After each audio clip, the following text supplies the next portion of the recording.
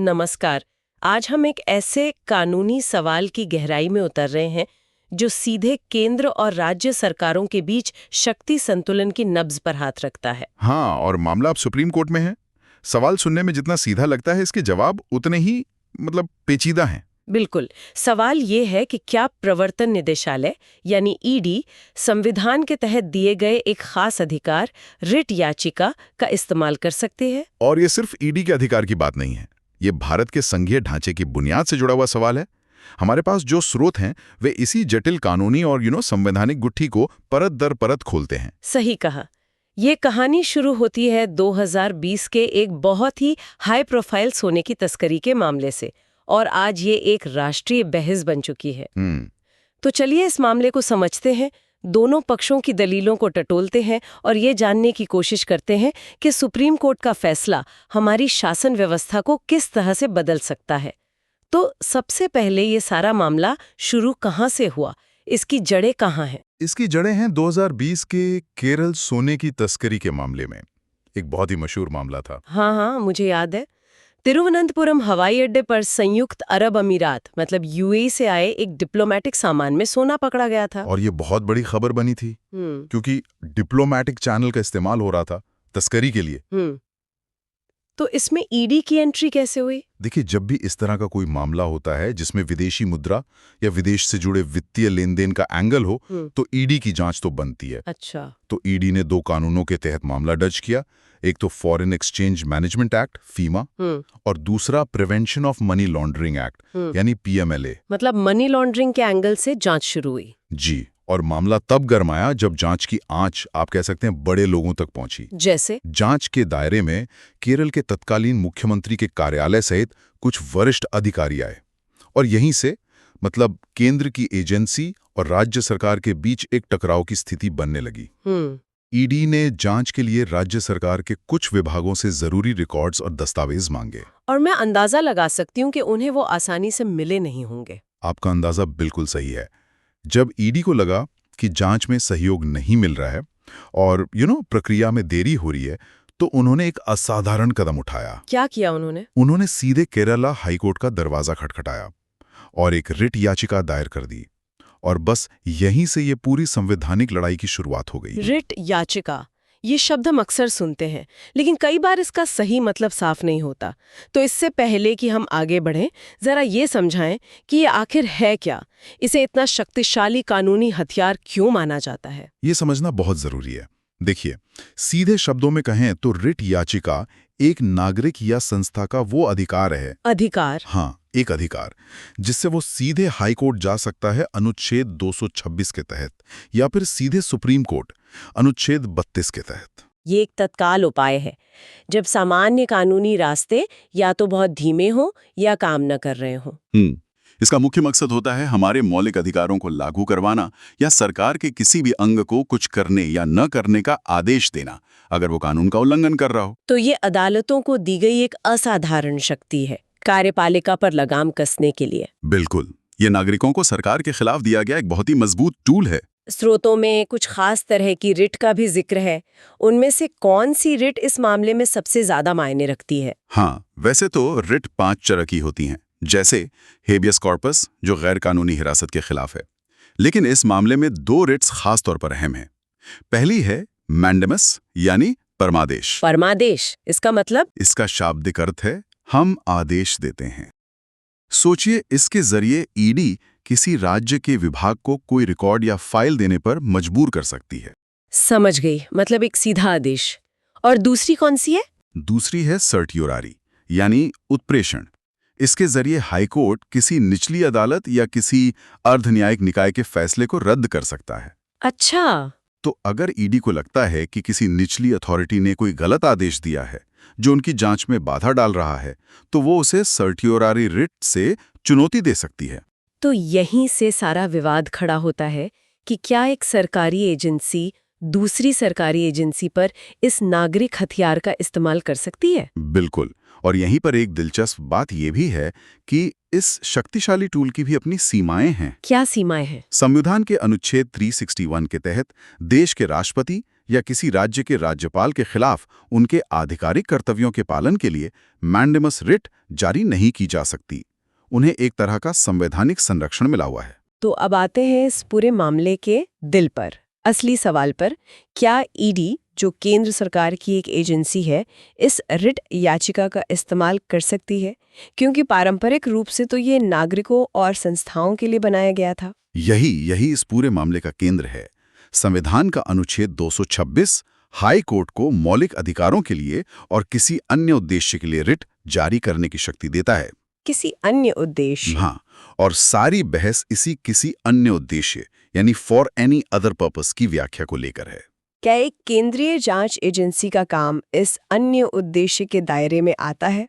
तो जब ये मामला केरल और फिर बाद में मद्रास हाईकोर्ट में गया, तो उनका क्या नजरिया था? उन्होंने ईडी को सिर्फ सरकार का एक विभाग माना या कुछ और? हाई कोर्ट्स ने एक बहुत ही महत्वपूर्ण बात कही। उन्होंने माना कि ईडी केवल केंद्र सरकार का एक विभाग नहीं है, ये एक वैधानिक निकाय है। Statutory body. जी, स्टैट्यूटरी बॉडी, जिसे पीएमएलए और फीमा जैसे कानूनों से सीधी शक्तियां मिलती है। इसके अधिकारियों के पास जांच करने, समन जारी करने और संपत्ति जब्त करने जैसी अर्ध न्यायिक शक्तियां हैं। अच्छा। इसलिए हाईकोर्ट के मुताबिक अपने इन वैधानिक कर्तव्यों को पूरा करने के लिए उसे अदालतों में जाने का अधिकार है। ठीक है, तो हाई कोर्ट्स ने तो ईडी को हरी झंडी दे दी। फिर ये मामला जो सुप्रीम कोर्ट तक क्यों और कैसे पहुंचा? जाहिर है कि राज्य सरकारें इस फैसले से खुश नहीं थीं। बिल्कुल नहीं थीं। तो उनकी मुख्य आपत्ति क्या है? राज्य सरकारों ने, पहले केरल और फिर तमिलनाडु ने भी इस फैसले को सुप्रीम कोर्ट में चुनौती दी। उनके 3 प्रमुख तर्क हैं। पहला, उनका कहना है कि ईडी एक न्यायिक व्यक्ति यानी जुरिस्टिक पर्सन नहीं है। एक मिनट, ये न्यायिक व्यक्ति या जुरिस्टिक पर्सन का क्या मतलब है? ये किसी कंपनी जैसा होता है क्या? बिल्कुल सही समझा आपने। कानून की नज़र में जुरिस्टिक पर्सन एक ऐसी इकाई है जो इंसानों की तरह केस कर सकती है या जिस पर केस किया जा सकता है, जैसे कोई कंपनी, कोई यूनिवर्सिटी या कोई ट्रस्ट। राज्यों का तर्क है कि ईडी ऐसी कोई स्वतंत्र इकाई नहीं है। वो तो बस केंद्र सरकार का एक हाथ है, उसका एक विभाग है, और एक हाथ शरीर के दूसरे हाथ पर मुकदमा नहीं कर सकता। ये तो बहुत मजबूत तर्क लगता है। और उनका दूसरा तर्क क्या है? उनका दूसरा और शायद सबसे मजबूत तर्क संविधान के अनुच्छेद 131 के उल्लंघन से जुड़ा है। अनुच्छेद 131, ये क्या है? अनुच्छेद 131 संविधान में खास प्रावधान है। ये कहता है कि अगर केंद्र सरकार और एक या एक से ज्यादा राज्यों के बीच कोई विवाद होता है, तो उस पर सुनवाई का विशेष अधिकार सिर्फ और सिर्फ सुप्रीम कोर्ट के पास होगा। अच्छा, तो ये एक तरह की स्पेशल कोर्ट या हॉटलाइन है जो सीधे सुप्रीम कोर्ट जाती है। बिल्कुल सही। राज्यों का यही कहना है कि संविधान ने केंद्र और राज्यों के बीच विवादों को सुलझाने के लिए ये खास हॉटलाइन बनाई है। ईडी इस हॉटलाइन को बाईपास करके हाई कोर्ट के लोकल रूट का इस्तेमाल कर रही है, जो कि संविधान के मूल ढांचे के खिलाफ है। हाँ, वो कह रहे हैं कि असल में ये ईडी बनाम राज्य नहीं, बल्कि केंद्र बनाम राज्य का विवाद है, जिसे ईडी के पीछे छिपकर लड़ा जा रहा है। और उनका तीसरा तर्क? तीसरा, उन्होंने सुप्रीम कोर्ट के पुराने फैसलों का हवाला दिया है, जैसे स्टेट ऑफ आंध्र प्रदेश बनाम यूनियन ऑफ इंडिया का मामला। इन पुराने फैसलों में अदालत ने कहा था कि केवल न्यायिक व्यक्ति ही सरकार पर मुकदमा कर सकते हैं, सरकारी विभाग नहीं। ठीक है, राज्यों का पक्ष कानूनी तौर पर काफी मजबूत लगता है, लेकिन अगर हम ईडी की तरफ से सोचें तो उनका भी तो कोई पक्ष होगा। आखिर वो ऐसा क्यों कर रहे हैं? बिल्कुल, ईडी का पक्ष भी बहुत मजबूत और व्यावहारिक है। क्या है उनका पक्ष? उनकी पहली दलील है कि याचिका किसी संस्था ने नहीं, बल्कि ईडी के एक उप निदेशक ने अपनी आधिकारिक क्षमता में दायर की थी, जो एक लोक सेवक है और कानून के तहत अपना कर्तव्य निभा रहा है। मतलब वो कह रहे हैं कि ये एजेंसी नहीं, एक अधिकारी कोर्ट गया है। हाँ। दूसरी और ज्यादा महत्वपूर्ण दलील ये है कि ईडी के अधिकारी सिर्फ सरकारी कर्मचारी नहीं है, उन्हें पीएमएलए और फेमा जैसे कानूनों के तहत स्वतंत्र रूप से काम करने की वैधानिक शक्ति मिली है।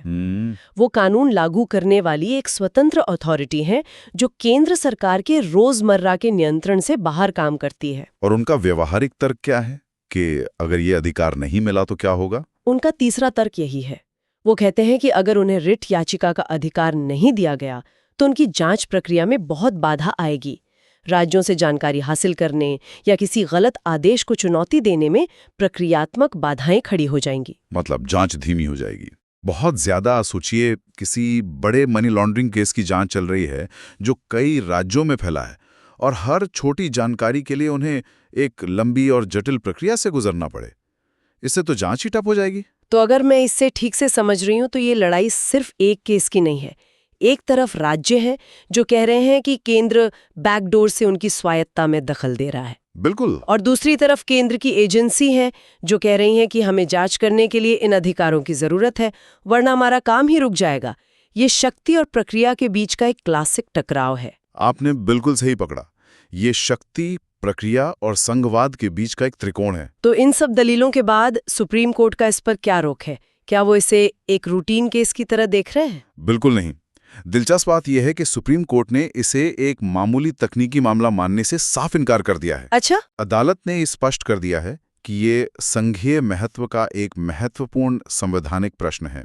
यही कारण है कि इस मामले को विस्तृत सुनवाई के लिए एक बड़ी बेंच को भेजा गया है, ताकि इसके हर पहलू पर गहराई से गौर किया जा सके। तो अगर हम भविष्य की बात करें तो इस केस के नतीजे क्या हो सकते हैं?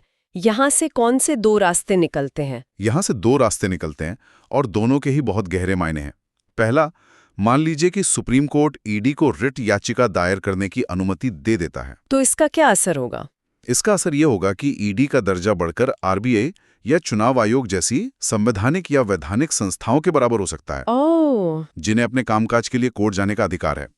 ये केंद्रीय जांच एजेंसियों के प्रभुत्व को और बढ़ा सकता है, जिससे राज्यों को ये महसूस हो सकता है कि केंद्र का दखल उनकी स्वायत्ता में बढ़ रहा है। और दूसरा रास्ता, अगर अनुमति नहीं मिलती है तो? अगर अनुमति नहीं मिलती है तो इससे राज्यों की स्वायत्ता मजबूत होगी।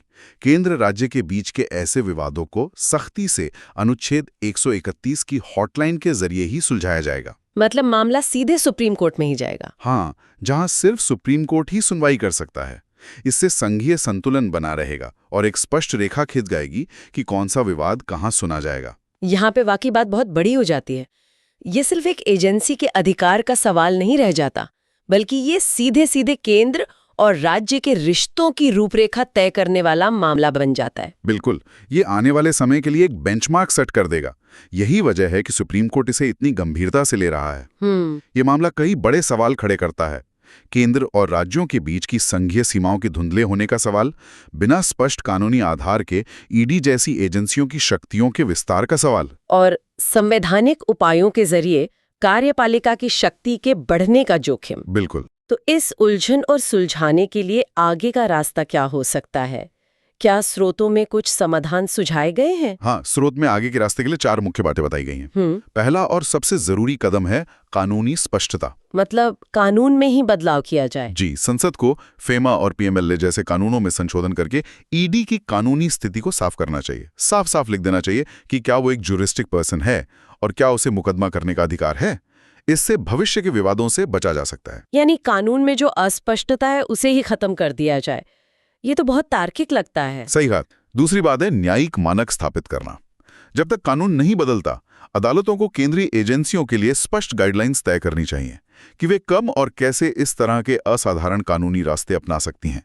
इससे मनमाने इस्तेमाल पर रोक लगेगी। और बाकी दो? तीसरा है सहकारी संघवाद, यानी कोऑपरेटिव फेडरलिज्म की भावना को मजबूत करना। सहयोग की भावना। जी हाँ, केंद्र और राज्यों के बीच टकराव की जगह सहयोग की भावना को बढ़ावा देना जरूरी है, ताकि जांच प्रक्रिया में बाधा ही ना आए और कोर्ट जाने की नौबत कम हो। और चौथा और सबसे महत्वपूर्ण है संतुलन साधना। हमें ये सुनिश्चित करना होगा कि जांच एजेंसियों की कुशलता बनी रहे, वो प्रभावी ढंग से भ्रष्टाचार और मनी लॉन्ड्रिंग से लड़ सकें, लेकिन ऐसा करते हुए वे संवैधानिक सीमाओं का उल्लंघन न करें। शक्ति और जवाबदेही के बीच एक संतुलन बनाना ही होगा। तो कुल मिलाकर ये मामला सिर्फ एक प्रक्रियात्मक लड़ाई से कहीं ज्यादा है। जैसा कि हमने चर्चा की, ये संवैधानिक अनुशासन, संघवाद के सिद्धांत और कार्यपालिका की शक्ति की सीमाओं के बारे में है। सुप्रीम कोर्ट का फैसला भविष्य के लिए एक नजीर बनेगा कि केंद्र और राज्यों की एजेंसियां एक दूसरे के साथ कैसे पेश आएंगी। और अंत में सोचने के लिए एक विचार छोड़ जाते हैं। बताइए। अगर इल्वी को यह अधिकार मिल जाता है तो ये एक दरवाजा खोल सकता है। सवाल उठेगा कि सरकार के कौन कौन से अन्य विभाग, जैसे आयकर विभाग या सीबीआई, भविष्य में उन संवैधानिक उपायों का उपयोग करना शुरू कर सकते हैं जो मूल रूप से नागरिकों को राज्य की असीमित शक्ति से बचाने के लिए बनाए गए थे। और इसका राज्य और एक आम नागरिक के बीच के रिश्ते पर क्या असर पड़ेगा, ये वाकई सोचने वाली बात है।